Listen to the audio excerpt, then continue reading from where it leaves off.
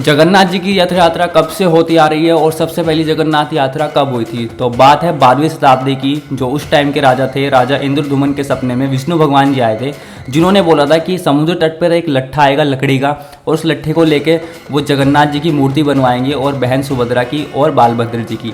लेकिन मूर्ति बनवाने के लिए उन्हें कोई इंसान नहीं मिल रहा था। लेकिन उसी टाइम राजा के दरबार में आए विश्वकर्मा जी, एक मूर्तिकार का रूप धारण करके। लेकिन उन्होंने एक शर्त रखी कि जब तक वो मूर्ति बनाएंगे तब तक उन्हें कोई डिस्टर्ब नहीं करेगा, और जिस कमरे में वो मूर्ति बनाएंगे उस कमरे का कोई गेट नहीं खोलेगा। उन्होंने 21 दिन का टाइम मांगा था, लेकिन 21 दिन से पहले ही कमरे के अंदर से मूर्ति के जो औजार थे बनाने वाले, उनकी आवाज़ आनी बंद हो गई। तो राजा की जो पत्नी थी रानी गुडीचा, उन्होंने कहा कि हमें खोल के देखना चाहिए, लेकिन राजा ने मना करी। लेकिन उसके बावजूद भी जिद करने पर राजा ने वो गेट खोल दिया।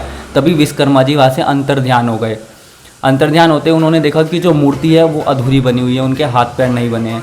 तो तभी एक आकाशवाणी हुई विष्णु भगवान की, और उन्होंने बोला कि मैं इसी रूप में पूजा जाना हूँ, इसलिए मूर्ति अधूरी बनी है, और मैं इसी अधूरी मूर्ति में मेरी पूजा होगी, और हर साल तुम्हें मेरी रथ यात्रा निकालनी पड़ेगी। तब से ही रथ यात्रा होती आ रही है। जय जगन्नाथ जी।